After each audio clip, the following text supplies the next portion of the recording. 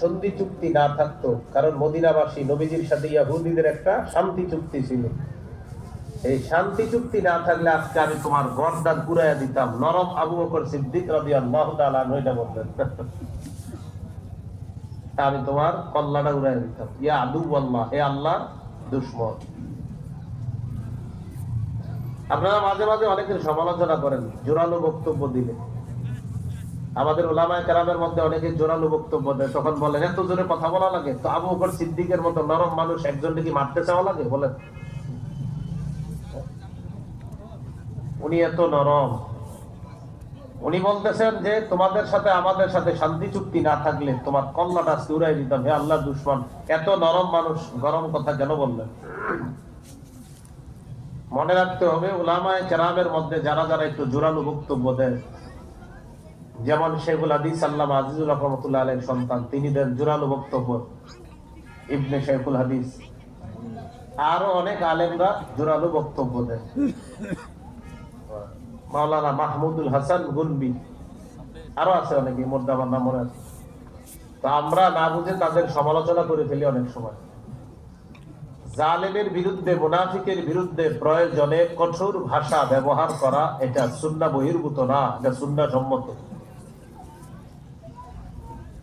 যেমন সূরা তাহরীমের 9 নম্বর আয়াতে আল্লাহ বলেন, ইয়া আইয়ুহান নাবিয়্যু জাহিদিল কুফফারা ওয়াল মুনাফিকিনা ওয়াগলুজ আলাইহিম।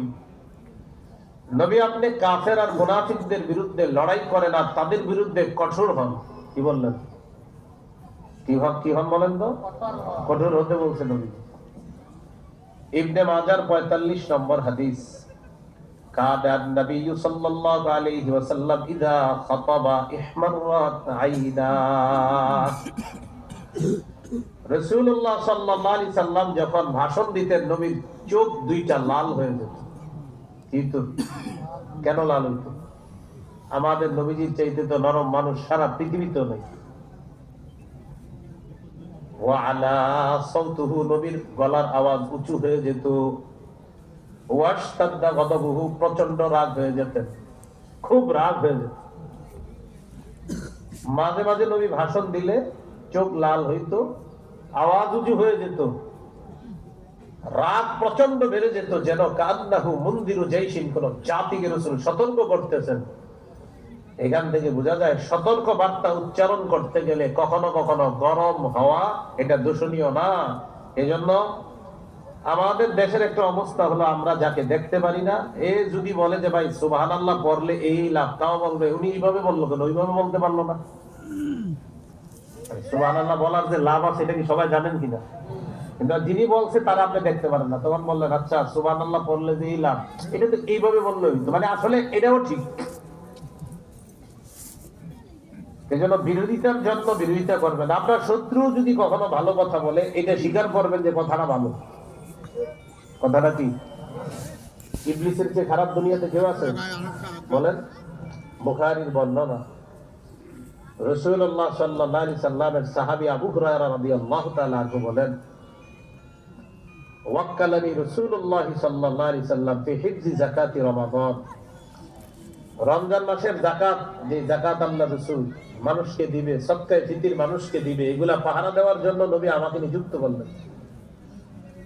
রাতের বেলায় চোর আসছে, আসার পর আমি তার ধরে ফেললাম। আমি তাকে বললাম, লা আরফাআন্নাকা ইলা রাসূলিল্লাহি সাল্লাল্লাহু আলাইহি সাল্লাম, আমি তোমাকে নবীর কাছে নিয়ে যাব। চোর বলল, লি ইয়ালুন, আমার পরিবার আছে, ওয়ালি হাজাতুন শাদীদা, আমার অনেক প্রয়োজন আছে, ভাই তুমি আমারে ছেড়ে দাও, আমি আর কখনো আসবো না, ভুল হয়ে গেছে, অন্যায় হয়েছে, আজকের মতো মাফ করো, মায়া লাগছে। চোর ছেড়ে দিছে। নবীজির সাথে পরের দিন সকালে সাক্ষাৎ, নবীজি কথা বলার আগেই জিজ্ঞাসা করলেন, মা ফাআলা আসিরুকাল বারিহা ইয়া আবু হুরায়রা, আবু হুরায়রা গত রাতে তোমার বন্দির খবর কি? আল্লাহ ওহীর মাধ্যমে বিষয়টা আগে জানায় দিয়েছে। আবু হুরায়রা রাদিয়াল্লাহু তাআলা আনহু বললেন, হুজুর চোর তো আসছিল, আমিও বলছিলাম আপনার কাছে নিয়ে আসবো। চোর বেচারা শাকা হাজাতান শাদীদা ওয়া ইয়ালান, প্রচন্ড অভাব অনটন পেশ করেছে, তার অধীনে তার আত্মীয় স্বজন আছে, পরিবার আছে, এই জন্য তাকে ছেড়ে দিছে, আমার মায়া লাগছে। রাসূলুল্লাহ সাল্লাল্লাহু আলাইহি সাল্লাম বললেন, কাযাবাকা, সে মিথ্যা বলছে তোমাকে। সায়াজিউ, সে আবার আসবে। ও তোমাকে মিথ্যা বলছে, ও আবার আসবে। আবু হুরায়রা রাদিয়াল্লাহু তাআলা আনহু বলেন, আমি নিশ্চিত হয়ে গেলাম আন্নাহু সায়াজিউ লিকাউলি নবী সাল্লাল্লাহু আলাইহি ওয়াসাল্লাম ইন্নাহু সাউদ। নবী বলছে চোর আসবে, আমি নিশ্চিত হয়ে গেছি চোর আবার আসবে। পরের দিন চোর আসছে, ধরে ফেলছে। পরের দিন ধরার পর চোরের অভিনয় গতকালকের চেয়ে আরো সুন্দর হয়েছে। চোর এমন ভাবে বলছে যে, ভাই আমি যদি অভাবে না পড়তাম তাহলে গতকালকে এত ওয়াদা করার পরে আজকে কেন আসলাম, বুঝো না? আসলে সমস্যা আছে। দ্বিতীয় রাতেও ছেড়ে দিচ্ছে। রাসূলুল্লাহ সাল্লাল্লাহু আলাইহি সাল্লামের সাথে সাক্ষাৎ। ঘটনা কি? তোমার বন্দির খবর কি? আবু হুরায়রা রাদিয়াল্লাহু তাআলা আনহু বললেন, হুজুর বেচারা আসলে অভাবগ্রস্ত, মায়া লাগছে, ছেড়ে দিয়েছেন। নবীজি বললেন, আবার আসবে, মিথ্যা কথা বলছে। তৃতীয় রাত আবার চোর আসছে।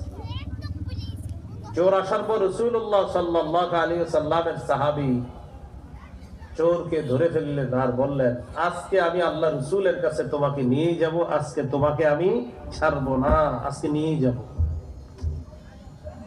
এই কথা বলার পর রাসূলুল্লাহ সাল্লাল্লাহু আলাইহি সাল্লামের সাহাবী আবু হুরায়রা রাদিয়াল্লাহু তাআলা আনহুকে ওই চোর বলতেছে, তোমারে আমি একটা বিদ্যা শিখিয়ে দিই, তাহলে আমারে ছেড়ে দিবা? বুঝতে পারছে যে আজকে আর ছাড়বে না, বলতেছে সর্বশেষ একটা বিদ্যা শিখেই আমাকে ছেড়ে দিবা।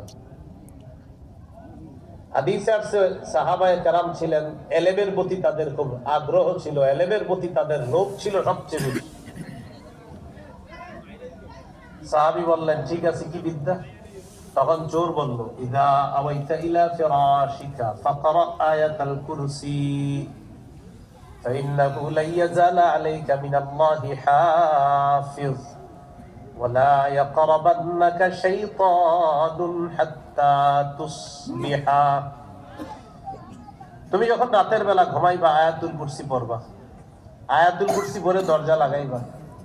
সারা রাত একজন ফেরেশতা তোমাকে পাহারাদারি করবে, আর সকাল পর্যন্ত, হাত্তা তুসবিহা, সকাল পর্যন্ত কোন শয়তান তোমার কাছে আসতে পারবে না।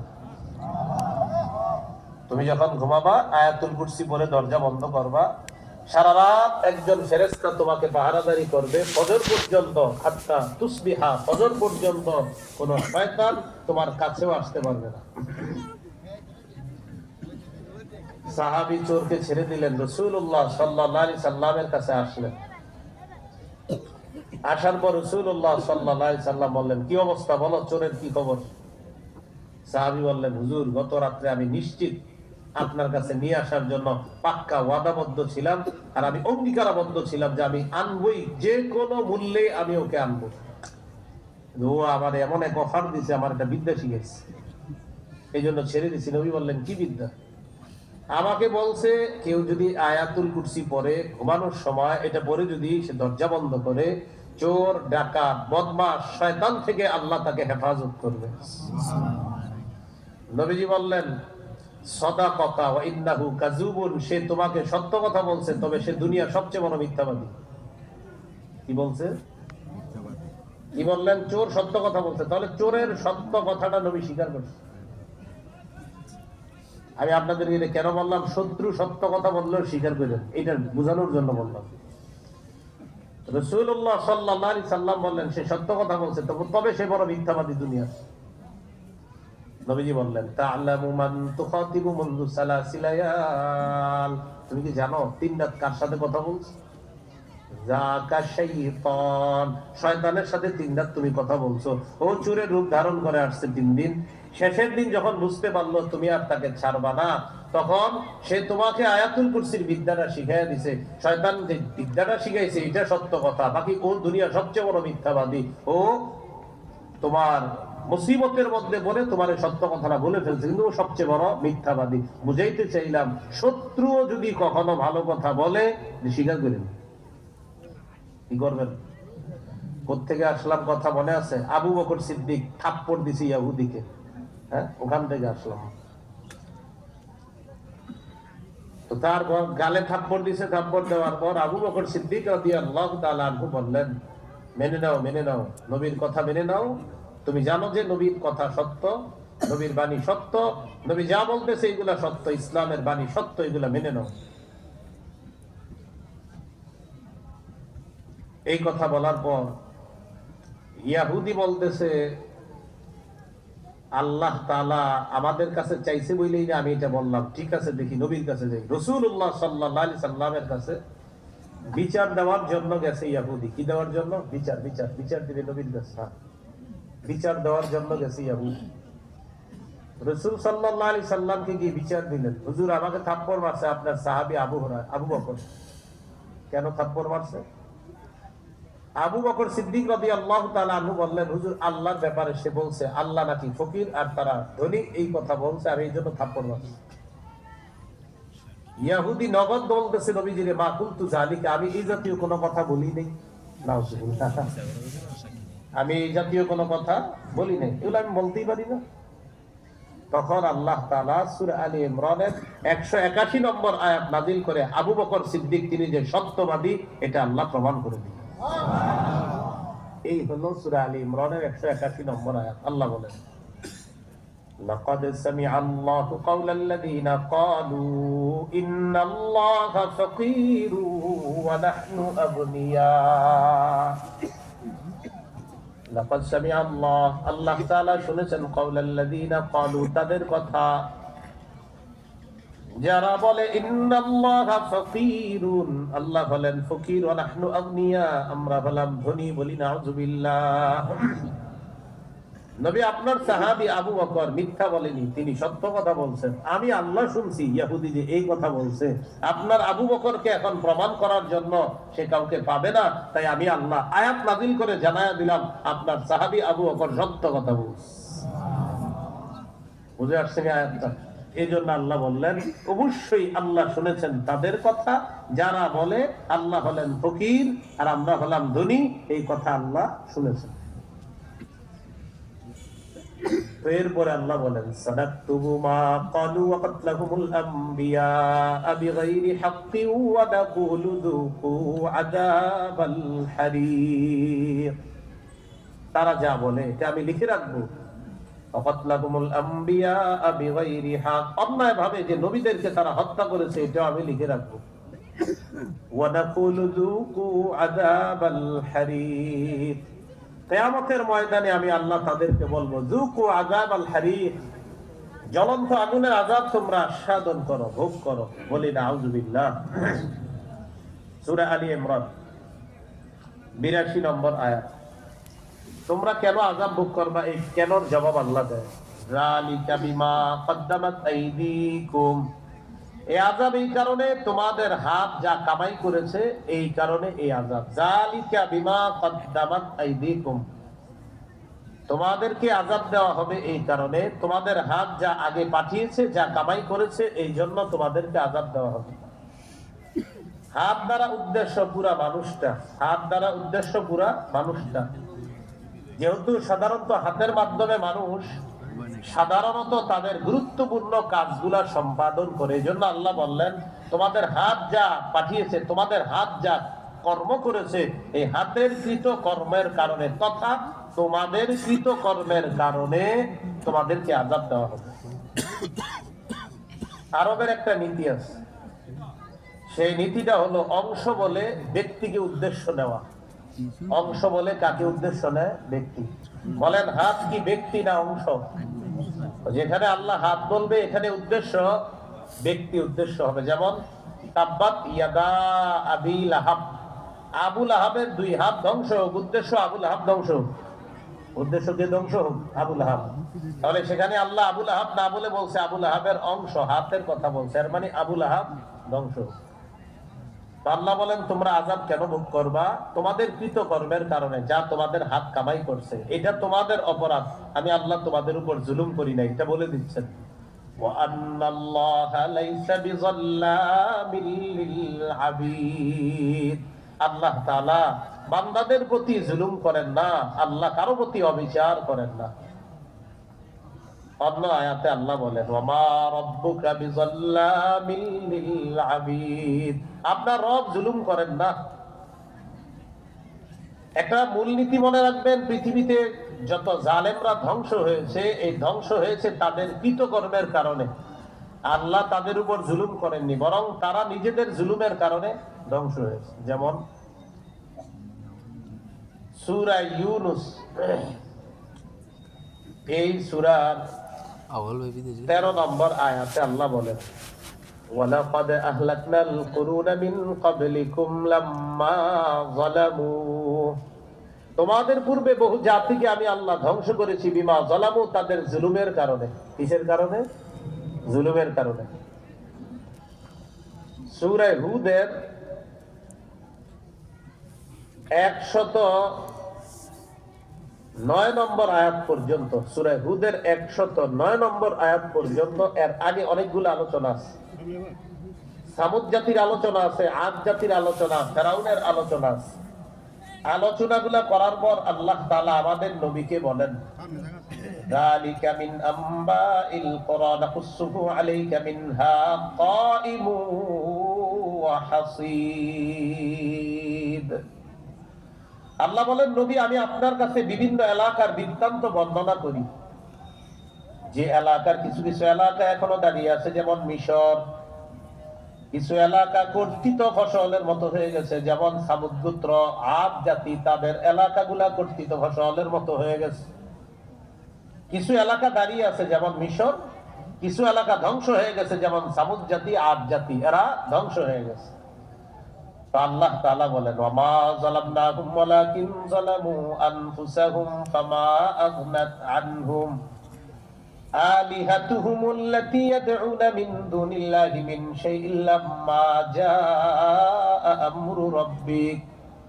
আল্লাহ তাআলা বলেন, আমি তাদের উপর জুলুম করি নাই, ওয়ালাকিন যালামু আনফুসাহুম, তারা নিজেরাই নিজেদের উপর জুলুম করেছে। তাহলে আল্লাহ বললেন, আমি জুলুম করি নাই, তারা নিজেরা নিজেদের উপর জুলুম করেছে, আল্লাহ জুলুম করেন নাই। একটু পরে গিয়ে আল্লাহ একটা আয়াত বলবেন, وَكَذَلِكَ أَخْذُ رَبِّكَ إِذَا أَخَذَ الْقُرَى وَهِيَ ظَالِمَةٌ। নবী, আপনার রবের পাকড়াও বড় মজবুত, যখন তিনি কোন জালেম সম্প্রদায়কে পাকড়াও করেন, তার মজবুত হয়, তার পাকড়াটা হয় বড় মজবুত, ধরাটা হয় বড় মজবুত। আল্লাহ বলেন, ইন্না আখযাহু আলীমুন শাদীদ। আল্লাহর পাকড়াও আলীমুন, যন্ত্রণাদায়ক, শাদীদুন, কঠিন যন্ত্রণাদায়ক। আল্লাহর পাকড়াও কঠিন যন্ত্রণাদায়ক, কঠিন পীড়াদায়ক আল্লাহর পাকড়াও। সহিহ বুখারীর বর্ণনা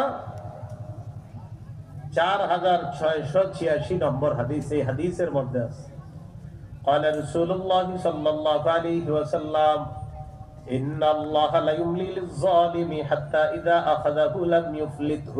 আল্লাহ তাআলা জালেমকে সুযোগ দেয়, ঢিল দেয়, যখন ধরে ফেলে তখন আল্লাহ তাআলা আর জালেমকে ছাড়েন না, কঠিন ভাবে আল্লাহ ধরেন। জালেমকে আল্লাহ তাআলা কঠিন ভাবে ধরেন। এই জন্য মনে রাখতে হবে, জালেমের জুলুম যদি কেউ স্বীকার না করেন, আর যদি আপনি তার পক্ষে কথা বলেন, তার জুলুমের পক্ষে কথা বলেন, আগুনের জন্য তৈরি থাকেন। কিসের জন্য তৈরি? আগুনের জন্য তৈরি। সূরা হুদের 113 নম্বর আয়াতে আল্লাহ বলেন, ওয়ালা তারকানু ইলাল্লাযীনা যালামু ফাতামাসসাকুমুন নার। তোমরা জালেমদের প্রতি ঝুঁকে পড়ো না, অনুরুক্ত হয়ে পড়ো না। এই আয়াতের ব্যাখ্যায় মুফাসসিরিনে কেরাম বলেন, জালেমের দু চারটা ভালো কাজ দেখে তার প্রতি ঝুঁকে পড়ো না, তাকে প্রশংসায় ভাসিয়ে দিও না। জালেমের দু চারটা ভালো কাজ দেখে তাকে প্রশংসায় ভাসিয়ে দিবা না, একদম রাবেয়া মুসরি বানায় দিও না। আল্লাহ তাআলা বলেন, যদি এটা করো ফাতামাসসাকুমুন নার, আগুন তোমাকে পাকড়াও করবে, তোমাদেরকে স্পর্শ করবে। এই জন্য মনে রাখবেন, কোন জালেম তার পুনর্ভাষণ যদি হয়, কোন জালেমের পুনর্ভাষণ মানে পরবর্তী টার্গেটটা আপনি হবেন, মাথা রাখবেন। কোন জালেমকে যদি আপনি সুযোগ দেন, তো পরবর্তী জুলুমের টার্গেট আপনি হবেন। লিখে রাখতে পারেন, এখন বয়স কম আমার, কিন্তু যেটা বললাম লেখেন। এই জন্য কোন জালেমের জুলুমকে সমর্থন করবেন, তো পরবর্তী টার্গেট হওয়ার জন্য আপনি তৈরি থাকেন, নিশ্চিত কথা। আল্লাহ আমাদেরকে বুঝার তৌফিক দান করেন। এই জন্য সাবধান, কোন জুলুমের পুনর্বাসন যেন স্বার্থের কারণে না হয়। স্বার্থের পুনর্বাসন নির্মম পরিণতি বরণ করতে হবে, এ নিশ্চিত কথা। আল্লাহ তাআলা বলেন ওয়া আন্নাল্লাহা লাইসা বিযাল্লামিল লিল আবিদ, আল্লাহ তাআলা বান্দাদের প্রতি জুলুম করেন না। আল্লাহ বান্দাদের প্রতি কি করেন না? জুলুম করেন না। আমার সাথে একটা বাংলা বলেন, পরে হাদিসটা শোনাই। বলেন খালেক জুলুম করা নিজের জন্য হারাম করে নিয়েছেন। বলেন তো আল্লাহ নিজের জন্য কোন কাজটা হারাম করে নিয়েছেন? জুলুম করা। জুলুম করাটা আল্লাহ নিজের জন্য হারাম করে নিয়েছেন। এবার বলেন মাখলুকের জন্য একজন আরেকজনের উপর জুলুম করা হারাম করে দিয়েছেন। তাহলে খালেক জুলুম করা হারাম করে নিয়েছেন, আর মাখলুক জুলুম করাটা হারাম করে দিয়েছেন। খালেক বলেন আমি জুলুম করি না, ও মাখলুক তোমরাও জুলুম করবা না। সহিহ মুসলিমের বর্ণনা 2577 নম্বর হাদিস, হাদিসে কুদসি আল্লাহ বলেন ইয়া ইবাদি ইন্নী হারামতু যুলমা আলা নাফসি, হে আমার বান্দারা জুলুম করা আমি নিজের উপর হারাম করে নিলাম। ওয়া জাআলতুহু বাইনাকুম মুহাররামা, তোমাদের উপরও হারাম করে দিলাম। ফালা তাযালামু, একজন আরেকজনের উপর জুলুম করবা না। জুলুম ছোট্ট শব্দ কিন্তু বড় বিপজ্জনক শব্দ। আল্লাহ আমাদেরকে হেফাজত করেন। তাহলে এবার আলোচনা বুঝে থাকলে বলেন কাফেররা তারা যে আযাব ভোগ করবে, এটা কি আল্লাহ তাদের প্রতি জুলুম করবে নাকি নিজেদের কৃতকর্ম? কৃতকর্ম। এখন আল্লাহ বলেন আল্লাহ তার বান্দাদের উপর জুলুম করেন না। যারা বলে, কি বলে? যারা আল্লাযীনা ক্বালু ইন্নাল্লাহা আহিদা ইলাইনা আল্লা নু'মিনা লিরাসূলিন হাত্তা ইয়াতিয়ানা বিকুরবান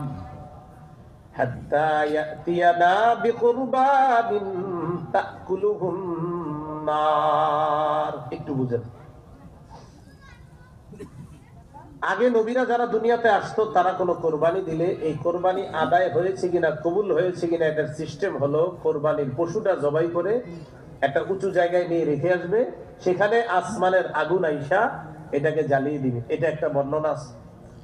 আরেকটা বর্ণনা এমন যে আগের নবীরা কোনো কোরবানি পেশ করার পর কোরবানিটা পশুটা বাহিরে রেখে আসবে, তারা একটা ঘরে ইবাদতখানায় বসে বসে দোয়া করবে, আর ঘরের চারপাশে জাতি তাকায় তাকায় দেখবে যে আগুন আসে কিনা। তখন তারা দেখতো আসমান থেকে সাদা একটা আগুন আসতো, যে আগুনটায় তেমন কোনো আওয়াজও নাই, সেটার কোনো ধোঁয়াও নেই, আওয়াজও নাই আবার ধোঁয়াও নাই, এটা ঈশা জ্বালায়া দিত। তাহলে বোঝা যাইতো কি হইতো, কোরবানি কবুল হয়েছে। তবে এই নিয়মটা দুই নবীর জন্য ছিল না, একজন ঈসা নবী আর একজন আমাদের নবী মুহাম্মদুর রাসূলুল্লাহ সাল্লাল্লাহু আলাইহি ওয়াসাল্লাম। আমাদের শরীয়তের মধ্যে পশু পোড়ানো এটা কি কোরবানি হবে? না। আমাদের নবীর শরীয়তে পশু জবাই করে গোশত খাওয়া এটা হলো কোরবানি। পশু পুড়িয়ে ফেলা এটা কোনো কোরবানি না। তো আমাদের নবী আর ঈসা নবীর এই নিয়ম ছিল না। তাহলে বুঝে থাকলে বলেন তো ঈসা নবীর আগে নবীদের কোরবানির নিয়ম ছিল কি পশুকে আইসা আগুন জ্বালিয়ে দিবে, তাহলে বোঝা যাবে কোরবানি কবুল হয়েছে। তখন ওই নবীরা কি করতো, এইভাবে কোরবানি পেশ করার পর জাতিকে বলতো দেখো তোমরা বলছো কোরবানি পেশ করতে, এই যে আল্লাহ কোরবানি কবুল করছে, ঈমান আনো। তারপরও তারা ঈমান আনতো না। মানে ঈমানের দাওয়াত দিলে বলতো আচ্ছা আপনি যে নবী প্রমাণ কি? তো বলতেন কি প্রমাণ চাও?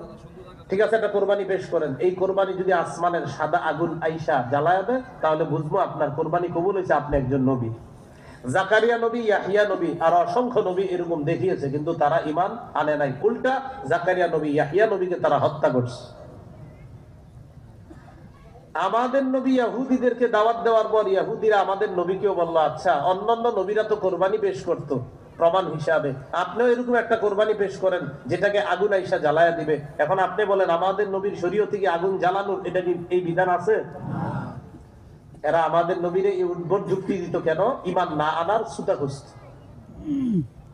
তো রাসূলুল্লাহ সাল্লাল্লাহু আলাইহি সাল্লামকে আল্লাহ সান্ত্বনা দিয়ে বলতেছে হাবিব কষ্ট নিয়েন না, আপনার পূর্বে বহু নবী এরকম প্রমাণ পেশ করেছে, করার পরেও তারা ঈমান আনে নাই, উল্টা নবীদেরকে হত্যা করছে। তো এই বিষয়টা আল্লাহ তাআলা কোরআনে বলে দিলেন। দেখেন কি বলে, আল্লাযীনা ক্বালু ইন্নাল্লাহা আহিদা ইলাইনা আল্লা নু'মিনা লিরাসূলিন হাত্তা ইয়াতিয়ানা বিকুরবানিন তাকুলুহুন নার। যারা বলে আল্লাহ আমাদের সাথে অঙ্গীকার করেছেন, আল্লাহ নু'মিনা লিরাসূলিন, কোন রাসূলকে আমরা ততক্ষণ বিশ্বাস করব না। দেখেন কি বলে, যারা বলে, ইহুদিরা বলে আল্লাহ আমাদের সাথে অঙ্গীকার করেছেন, আল্লাহ আমাদের সাথে অঙ্গীকার করেছেন। কি অঙ্গীকার? এই অঙ্গীকার, আল্লাহ নুমিনা লিরাসূলিন, আমরা কোন রাসূলকে ততক্ষণ বিশ্বাস করব না হাত্তা ইয়াতিয়ানা বিকুরবান, রাসূল যতক্ষণ কোন কুরবানি পেশ না করবে ততক্ষণ যেন রাসূলকে বিশ্বাস না করি। ইহুদিরা আমাদের নবীরে বলতেছে, আরে আল্লাহই তো আমাদের কাছ থেকে অঙ্গীকার নিছে, আমরা রাসূলকে ততক্ষণ বিশ্বাস করব না যতক্ষণ রাসূল কুরবানি পেশ না করে। কোন কুরবানি? তাকুলুহুন নার, যেই কুরবানিটা আগুন এসে খেয়ে ফেলবে, জ্বালিয়ে ফেলবে, এটা আকাশে নিয়ে যাবে। এই কুরবানি পেশ না করা পর্যন্ত আমরা যেন ঈমান না আনি, এটা আল্লাহ আমাদের কাছ থেকে অঙ্গীকার নিচ্ছে। এটা কাদের বক্তব্য? ইহুদিদের। এখানে দুইটা কথা শুনুন।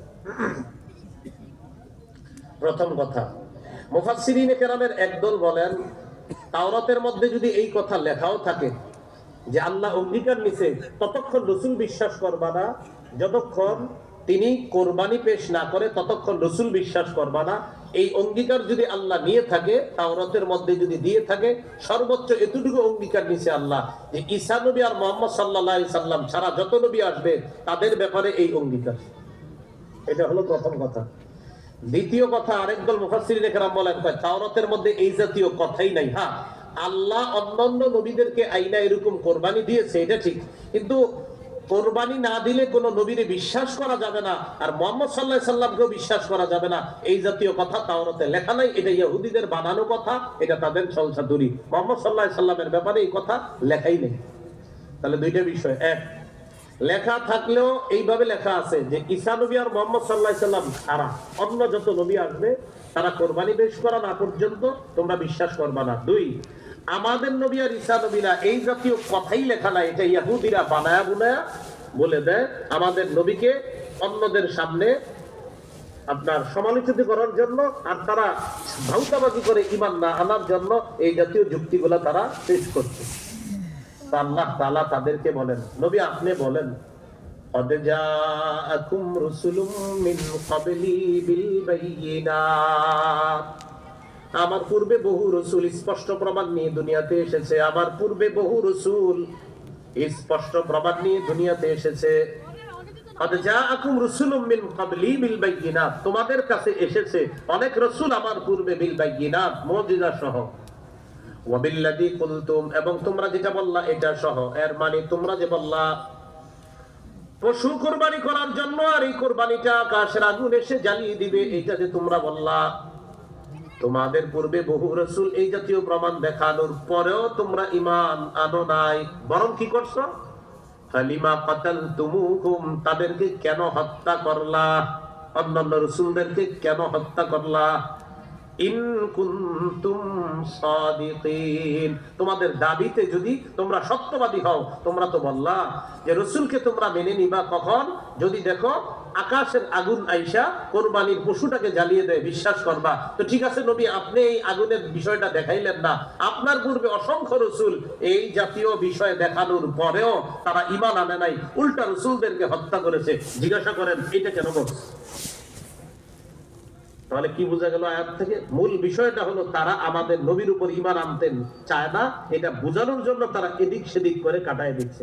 একবার কথা বললো কি আল্লাহ তাআলা ফকির আর আমরা হলাম ধনী, এটা বলে ধরা খাইলো, আল্লাহ আয়াত নাযিল করছে। আবার বললো আপনি যদি নবী হন তাহলে একটা পশু আনেন, আনার পর এটা কোরবানি করেন, আকাশের আগুন যেন এটাকে খেয়ে ফেলে। আল্লাহ বললেন নবী আপনি বলেন, এই জাতীয় ঘটনা তো পূর্বের রাসূলরাও দেখাইছে, কই তারা তো তখনও ঈমান আনে নাই, উল্টা তাদেরকে হত্যা করছে। মূল উদ্দেশ্য হলো হাবিব এরা ঈমান আনবে না। এরপর আল্লাহ তাআলা বলেন নবী আপনারা তারা মিথ্যাবাদী বলে আপনি কষ্ট নিয়েন না, আল্লাহ নবীজিকে সান্ত্বনা দিচ্ছে। সুবহানাল্লাহ। فَإِن كَذَّبُوكَ فَقَدْ كُذِّبَ رُسُلٌ مِّن قَبْلِكَ, তারা যদি আপনাকে মিথ্যাবাদী বলে, আপনার পূর্বের রাসূলদেরকেও মিথ্যাবাদী বলা হয়েছে। জাউ বিল বাইয়িনাত, তারা প্রমাণ নিয়ে এসেছে, মুজিজা নিয়ে এসেছে। ওয়া বিজ-জুবুরি, তারা নিয়ে এসেছে ওয়াজ-জুবুরি, সুহুফ ইব্রাহিম, তারা জুবুর নিয়ে এসেছে। জুবুর দ্বারা এখানে উদ্দেশ্য সুহুফ ইব্রাহিম, ইব্রাহিম নবীর সহিফা সমূহ, এগুলা নিয়ে এসেছে। ওয়াল কিতাবিল মুনির, আলোকিত কিতাব, মানে যে কিতাব আলো দেখায়, আল্লাহর আসমানি কিতাব, যে কিতাব আলো দেখায়, এমন কিতাব নিয়ে আপনার পূর্বে রাসূলরা এসেছে, মুজিজা নিয়ে এসেছে। আপনার পূর্বে রাসূলরাও এরকম পশু জবাই করে রেখে আসছে, আগুন আইসা এটাকে জ্বালিয়ে দিছে। হাবিব, এগুলা দেখানোর পরেও আপনার পূর্বের রাসূলদেরকে মিথ্যাবাদী বলা হয়েছে, আপনারা তারা মিথ্যাবাদী বলতেছে। আপনি কষ্ট নিয়েন না, একটু ধৈর্য ধারণ করেন, আমার সাহায্য আসবে। সূরা আনামের মধ্যে এই কথাটা আছে 34 নম্বর আয়াতে, ওয়ালাকাদ কুযযিবাত রুসুলুম মিন ক্বাবলিকা ফাসাবারু আলা মা কুযযিবু ওয়া উযু। আপনার পূর্বে রাসূলদেরকেও মিথ্যাবাদী বলা হয়েছে, ওয়া উযু, তাদেরকে কষ্ট দেওয়া হয়েছে। ফাসাবারু আলা মা কুযযিবু ওয়া উযু হাত্তা আতাহুম নাসরুনা, তারা ধৈর্য ধারণ করেছে। মিথ্যাবাদী বলার পরেও তারা ধৈর্য ধারণ করেছে, কষ্ট দেওয়ার পরেও তারা ধৈর্য ধারণ করেছে। পুরস্কার কি এসেছে জানেন? হাত্তা আতাহুম নাসরুনা, পরিশেষে আমার সাহায্য তাদের কাছে আসছে, আমার সাহায্য তাদের কাছে আসছে। তো আমাদের নবীও তো সাহায্য পাইছে, ইহুদিদেরকে বের করে দিয়েছে না, সবাইকে বের করে দিয়েছিলেন, আল্লাহ সাহায্য করেছে। এই হলো সূরা আলী ইমরানের 184 নম্বর আয়াত পর্যন্ত আলোচনা। একটু বুঝেন, পরের যে অংশটা আসতেছে এটা গুরুত্বপূর্ণ বিষয়। এই পর্যন্ত তিনটা বিষয় হলো, এক, কিছু মানুষ কৃপণতা করে যাকাত দেয় না, যারা দিবে না তাদের গলায় যাকাত যোগ্য সম্পদটাকে সাপ বানায়া বেরির মতো পড়ায়া দেওয়া হবে। দুই, আবু বকর সিদ্দিক একজনে থাপ্পড় দিয়েছিল আল্লাহর ব্যাপারে উল্টা পাল্টা কথা বলার কারণে। ওই ইহুদি আবু বকর সিদ্দিক রাদিয়াল্লাহু তাআলা আনহুকে মিথ্যাবাদী সাব্যস্ত করতে চেয়েছিল, আল্লাহ কোরআনে আয়াত নাযিল করে সত্যের বিষয়টা জানিয়ে দিলেন। তিন নাম্বার, ইহুদিরা ছলছাতুরি করে খালি নবীর উপর ঈমান না আনার জন্য। সর্বশেষ আমাদের নবীরে বলে, আপনি নবী হইলে একটা কোরবানি পেশ করেন যেটাকে আগুন আইসা খেয়ে ফেলবে। তখন আল্লাহ বলে দিলেন, হাবিব, এরা এগুলা শুধুমাত্র বাহানা, এরা ফাও কথা বলে। আর মুফাসসিরিনে কেরাম এখানে দুইটা কথা বলছে, আমি মাঝখানে বলেছিলাম। এক, তাওরাতে এই জাতীয় কথা লেখাই নেই। দুই, লেখা থাকলেও এইভাবে আছে যে ঈসা নবী আর মুহাম্মদ সাল্লাল্লাহু আলাইহি সাল্লাম ছাড়া আগের যত নবী তাদের ব্যাপারে হলো এই মাসালা যে একটা পশু, এটাকে কোরবানি করা হবে, আসমানের আগুন আইসা এটাকে জ্বালায় নিবে। শেষে আমাদের নবী বলেন, হাবিব, ঠিক আছে ধরে নিলাম আপনি পশু এইখানে দিবেন আর আগুন আইসা জ্বালায় দিবে। এদেরকে বলেন তাদের পূর্ববর্তী জাতির কাছে, ইহুদিদের কাছে রাসূলরা আসছে কি নিয়ে? এরকম প্রমাণ নিয়ে আসছে, আসার পরেও তারা তাদেরকে হত্যা করছে, ঈমান আনে নাই। সর্বশেষ 4 নাম্বার কথা, আল্লাহ বললেন, হাবিব, এরা আপনারই মিথ্যাবাদী বলে, আপনি কষ্ট নিয়েন না, আপনার পূর্বের রাসূলদেরকেও মিথ্যাবাদী বলা হয়েছে। 5 নাম্বার গুরুত্বপূর্ণ আলোচনা আজকে সূরা আলী ইমরানের 185 নম্বর আয়াতে আল্লাহ বলেন, হাবিব, এবার সবাইরা জানায়া দেন, আপনি ঈমানদারদেরকেও জানায়া দেন, আর এই যে বেঈমান যারা আপনার উপর ঈমান আনে না এদেরকেও জানায়া দেন। কুল্লু নাফসিন যায়িকাতুল মাউত, প্রত্যেকটা নফস মৃত্যুর স্বাদ গ্রহণ করবে। ইহুদিরাও মৃত্যুর স্বাদ গ্রহণ করবে, বলে দেন। ওয়া ইন্নামা তুওয়াফাউনা উজুরাকুম ইয়াওমাল কিয়ামাহ, তোমাদেরকে কিয়ামতের ময়দানে পরিপূর্ণ প্রাপ্য দেওয়া হবে, বুঝিয়ে দেওয়া হবে।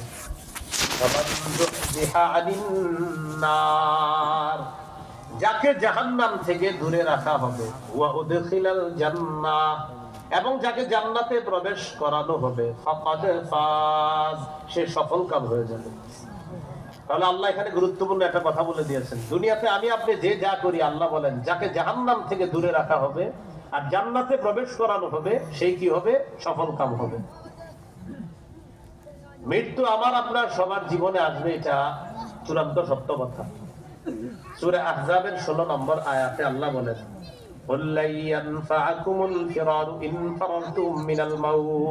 নবী আপনি বলেন, তোমরা যদি মৃত্যু থেকে পলায়ন করো, এই পলায়ন তোমাদের কোনো কাজে আসবে না। সূরা নিসার 78 নম্বর আয়াতে আল্লাহ বলেন, আইনামা তাকুনু ইউদরিকুমুল মাউত, তোমরা যেখানেই থাকো মৃত্যু তোমাদেরকে পাকড়াও করবে। সূরা আরাফের 34, সূরা ইউনূসের 49 নম্বর আয়াতে আল্লাহ বলেন, লিকুল্লি উম্মাতিন আজাল ইযা জাআ আজালুহুম ফালা ইস্তাখিরুনা সাআতাও ওয়া লা ইস্তাকদিমুন, প্রত্যেকটা উম্মতের মৃত্যুর সময় নির্ধারণ করা, মৃত্যু আসলে আগেও না পরেও না, ওই সময় সে মৃত্যুবরণ করবে। সূরা মুনাফিকুনের 11 নম্বর আয়াত, ওয়ালাই ইউআখিরাল্লাহু নাফসান ইযা জাআ আজালুহা, মৃত্যু যখন আসবে আল্লাহ কিছুতেই কাউকে আর সুযোগ দিবেন না, ওই সময় তার মৃত্যু হয়ে যাবে। সূরা জুমুয়া 8 নম্বর আয়াত। قل إن الموت الذي تفرون منه فإنه ملاقيكم ثم تردون إلى عالم الغيب والشهادة فينبئكم بما كنتم تعملون। নিশ্চয়ই যে মৃত্যু থেকে তোমরা পালিয়ে বেড়াও, এই মৃত্যু তোমাদের সাথে সাক্ষাৎ করবে, অতঃপর তোমাদেরকে দৃশ্য অদৃশ্যের সম্পর্কে যিনি সব জানেন তার কাছে নিয়ে যাওয়া হবে, আর তিনি তোমাদের কর্ম সম্পর্কে তোমাদেরকে জানিয়ে দিবেন, সব তোমাদেরকে জানিয়ে দিবেন। তাহলে মৃত্যু আসবে আমাদের কাছে, বলেন তো?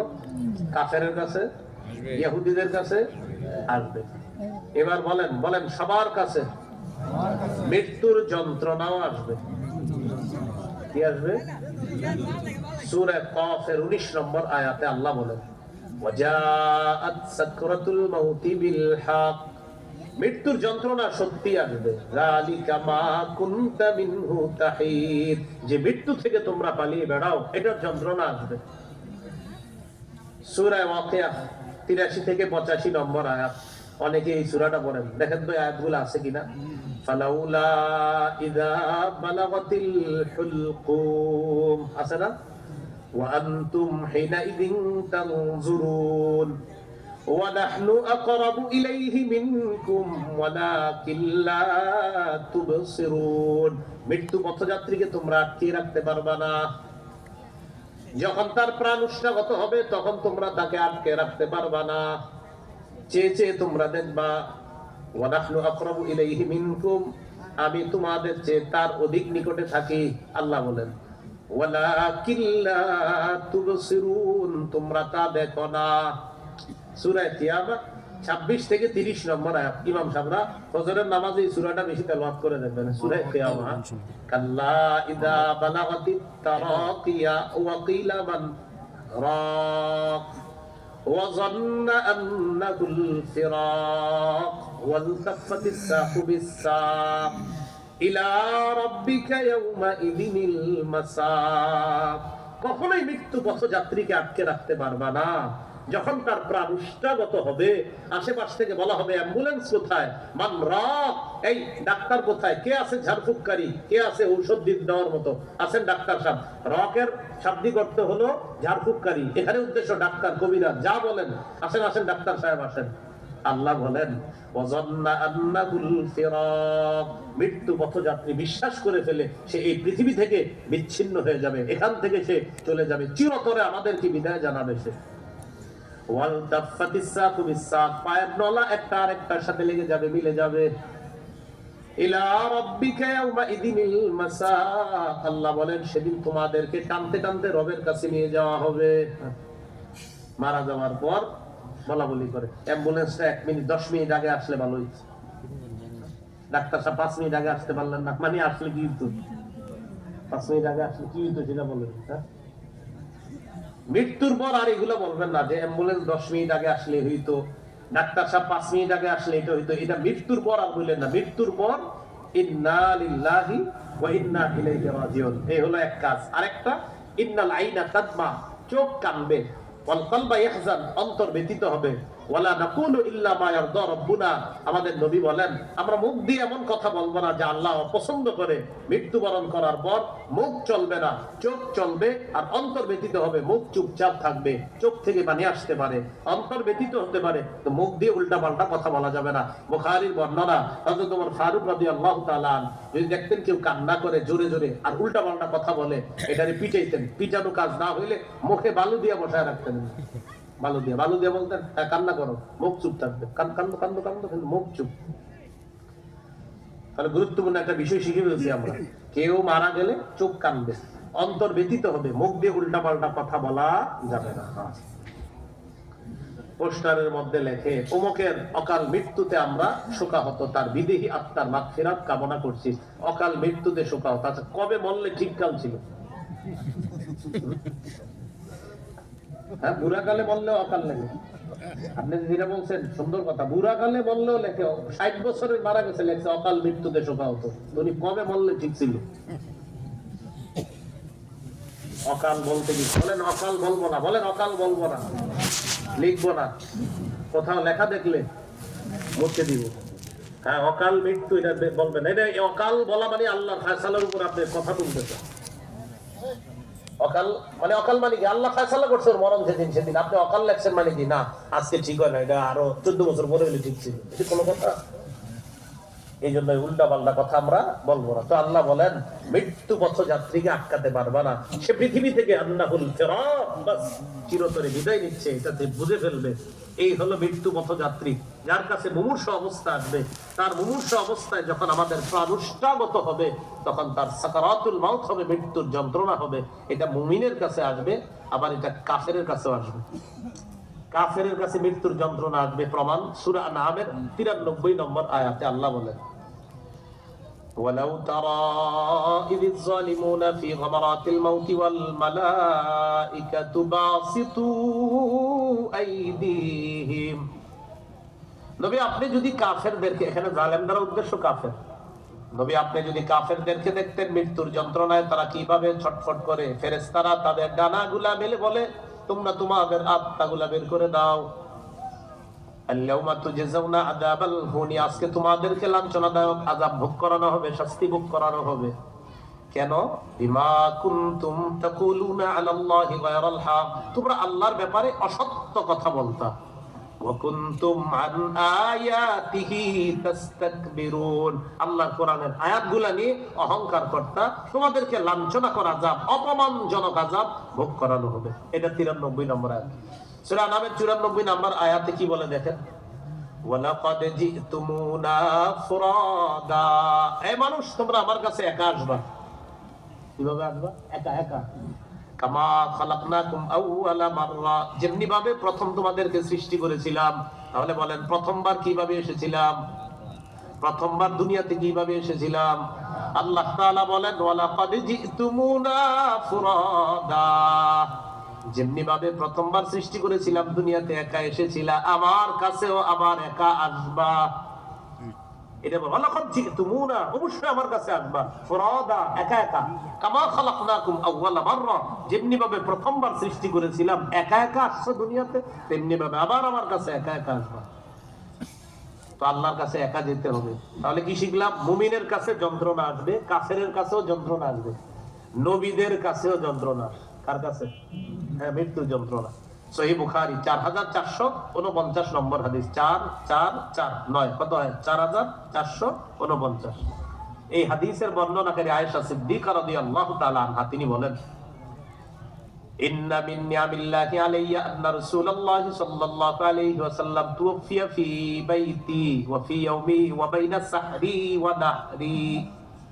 আমার উপর আল্লাহর অনুগ্রহ, নবী আমার ঘরে, আমার দিনে, আমার উপরে ট্যাগ লাগানো অবস্থায় নবী ছিলেন, ওই অবস্থায় নবী ইন্তেকাল করেছেন। এটা আমার উপর আল্লাহর অনুগ্রহ, আল্লাহর দয়া।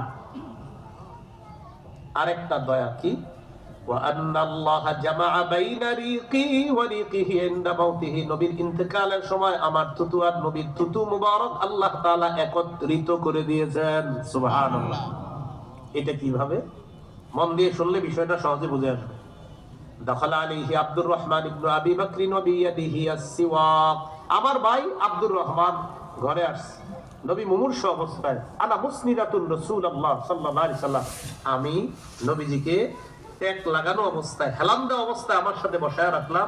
আমার ভাই ঘরে ঢুকছে, ভাইয়ের হাতে ছিল একটা মেসওয়াক। আমার ভাইয়ের হাতে কি ছিল? একটা মেসওয়াক। নবীজি মেসওয়াকটার দিকে তাকায় কিছু বলে না, কথা বলতে কষ্ট হচ্ছিল নবীজি। আহা, আম্মা জান আয়েশা সিদ্দিকা বললেন, খুযুহু লাকা, হুজুর আমি কি মেসওয়াকটা আপনাকে এনে দিব? আশারা বিরাসিহি, না, মাথা নাড়িয়ে বললেন এনে দাও। আমি মেসওয়াকটা নিলাম, নেওয়ার পর নবীজিকে দিলাম।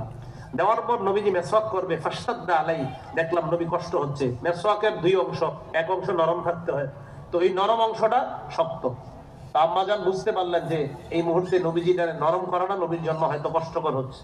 আমি বললাম কুলাইয়িনুহু লাকা, হাবিব সাল্লাল্লাহু আলাইহি সাল্লাম, আমি কি মেসওয়াকটা নরম করে দিব? নবীজি মাথা নেড়ে বললেন, না, নরম করে দাও। ফালাইয়ানতুহু, আমি মেসওয়াক নরম করলাম। আশা করি বুঝতে পারছেন, মেসওয়াক নরম করলে নবীর স্ত্রী আয়েশা সিদ্দিকা রাদিয়াল্লাহু তাআলা আনহা থুতু কোথায় লাগলো? এবার নবীকে দিলেন, নবীও মেসওয়াক করলেন। তাহলে আমার নবী মেসওয়াক করার পর নবীজির থুতু কোথায় লাগলো? মেসওয়াকে। মেসওয়াক নামক সুন্নাহের বরকতে আল্লাহ আমার থুতু আর নবীর থুতু মোবারক নবীর ইন্তেকালের ঠিক একটু আগে আল্লাহ এক করে দিচ্ছে।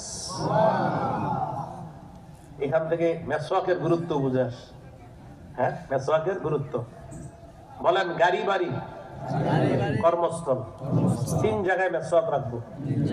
গাড়িতে রাখবো, বাড়িতে রাখবো, কর্মস্থলে রাখবো। এই তিন জায়গায় মেসওয়াক হবে। আপনারা বলতে পারেন হুজুর আপনার আছে কিনা, এখনই চেক করে আসেন। আমি যেখানে বসে আর সামনে তিনটা মেসওয়াক পাবেন, কিন্তু নেওয়া যাবে না। আমি তিনটা দিয়ে মেসওয়াক করি। দেখেন, আপনি গিয়ে দেখতে পারেন, ট্রাই করতে পারেন। হ্যাঁ, আর বাড়িতেও আছে, কর্মস্থলেও আছে। গাড়ি বাড়ি কর্মস্থল তিন জায়গায় মেসওয়াক রাখতে হবে।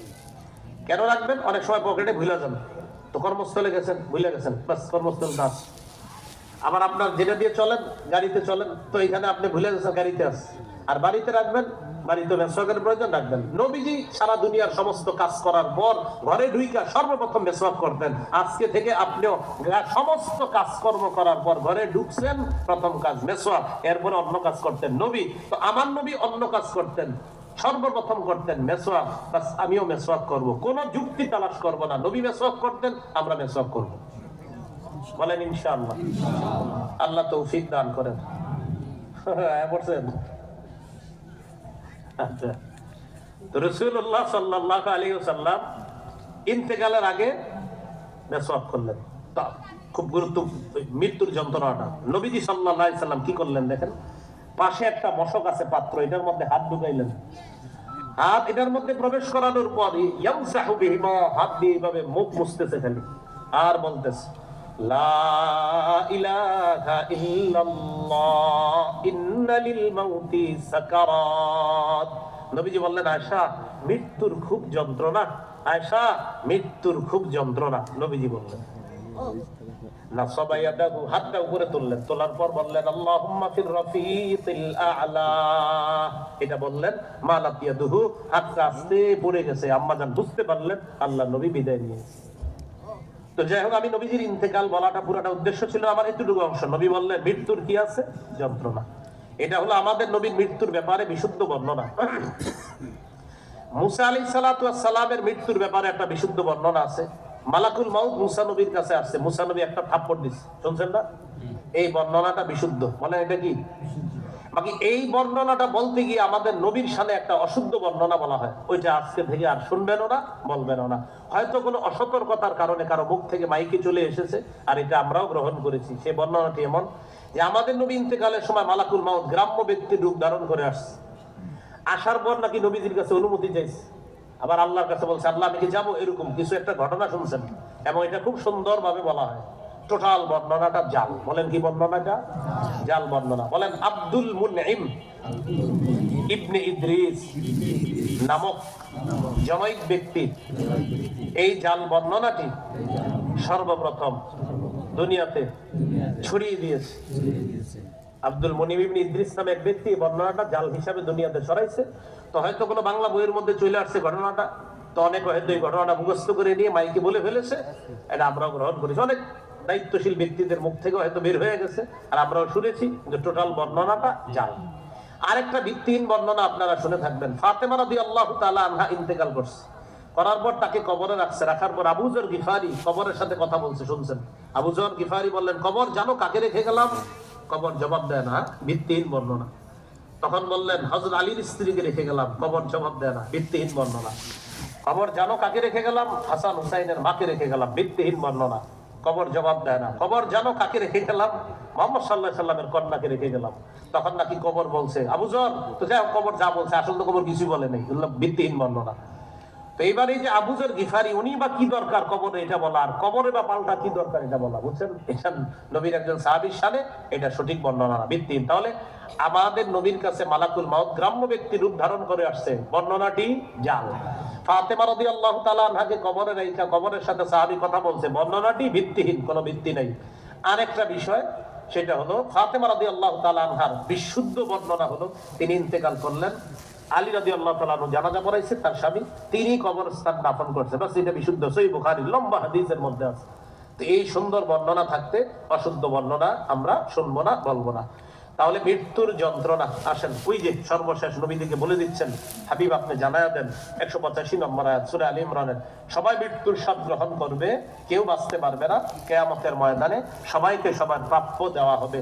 এটা বলার পর আমরা জানলাম মৃত্যু সবার জীবনে আসবে, মৃত্যুর যন্ত্রণা আসবে, মুমিনের জীবনে আসবে, কাফেরের জীবনে আসবে। এমনকি নবীও বলে গিয়েছেন, আয়েশা মৃত্যুর খুব যন্ত্রণা, আমাদের নবী পর্যন্ত এটা বলে গিয়েছেন। টোটাল 5টি কথা আমরা শিখলাম। 1, যাকাত যুক্ত সম্পদ না দিলে কি জানি হবে, এটা সাপ হবে। 2 নাম্বার, আবু বকর সিদ্দিক এক ইহুদিরে থাপ্পড় দিছিল, দেওয়ার পর ঘটনাটি অস্বীকার করছে ইহুদি, ঘটনার সত্যায়ন স্বয়ং কে করে দিয়েছে? আল্লাহ। আল্লাহ তাআলা ঘটনার সত্যায়ন করে দিয়েছে। 3 নাম্বার, আজাইরা যুক্তি দিছে যে মুহাম্মদ সাল্লাল্লাহু আলাইহি সাল্লামকে আমরা ঈমান আনবো না আপনি যদি পশু কুরবানি না দেন। তখন আমাদের নবীকে আল্লাহ সান্ত্বনা দিলেন, হাবিব পূর্বেও তারা এরকম বলছিল, নবীরা পশু কুরবানি দিছে, তখনও তারা কি আনে না, ঈমান আনে নাই, উল্টা নবীদেরকে কি করছে, হত্যা করছে। 4 নাম্বার, হাবিব তারা আপনারই মিথ্যাবাদী বলে, আপনার পূর্বের নবীদেরকে মিথ্যাবাদী বলছে, আপনি একটু ধৈর্য ধারণ করেন। 5 নাম্বার, সবাইকে আপনি জানায়া দেন সবাই একদিন মৃত্যুবরণ করবা, সবাইকে সবার প্রতিদান দেওয়া হবে। সর্বশেষ আপনাদের সামনে যে কথাটা বলেন, কাফের মরবে কিনা, ইমানদার, বেঈমান, নামাজি, বেনামাজি, আল্লাহ বলেন সবাইকে জানায়া দেন আমি প্রত্যেকের প্রাপ্য বুঝিয়ে দিব, একটু জুলুম করব না। আল্লাহ আমাদের সকলকে যে কথাগুলো শুনলাম বললাম, আমরা সবাই যেন মৃত্যুর প্রস্তুতি নিতে পারি, আমাদের সম্পদগুলো সঠিকভাবে যেন কাজে লাগাইতে পারি, নবীদের ব্যাপারে আমাদের আকীদাটা যেন সবসময় বিশুদ্ধ রাখতে পারি, আল্লাহর ব্যাপারে যেন উল্টাপাল্টা কথা আমাদের মুখে কখনোই না আসে। আল্লাহ আমাদের সকলকে আজকে যা বলা হলো গর্হিত কাজগুলা থেকে বেঁচে থেকে সঠিক কথাগুলা গ্রহণ করে আমরা কবরে যাওয়ার তৌফিক দান করেন। স্বপ্ন আমার যত মনের মাঝে সাজাতে চাই আমি তোমার সাজে।